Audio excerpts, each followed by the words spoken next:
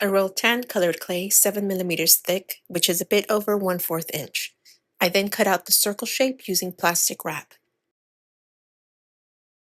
I add texture using this metal cloth thingy tool.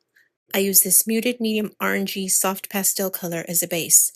I added a lemon yellow color for the lighter first layer I applied to the entire piece.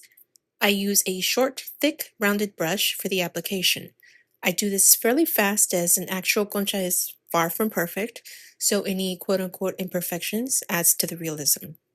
I add a touch of dark brown to the first mixture for the more toasty parts. I made the medium orangey color using a mixture of light brown, a slightly red earth color, and medium orange. I add the toasty color pretty randomly, but making sure to add it to the side edges and a good portion of the bottom. For whatever color concha I'm making, I roll that color clay a little over 1/16 inches thick. I use a homemade stencil to create an imprint of the topping strips.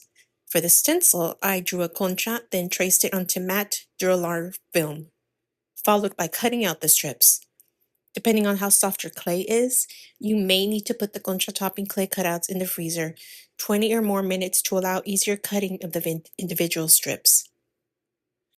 I worked on 2 conchas at a time for adding the toppings to make sure I was cutting while the clay was still cool and slightly stiff. I added the strips by working my way from right to left, cutting out the clay in between the impressions. I made sure that the space between each strip formed a curve to the left, narrower at the bottom, wider at the top. I added texture using aluminum foil, which also helps adhere the topping better.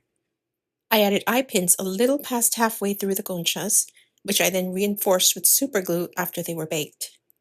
Don't be afraid of imperfection, as the real conchas often have some strips or sections stuck together. Some of the toppings can be flaked off, for instance. I added Duraclear matte varnish.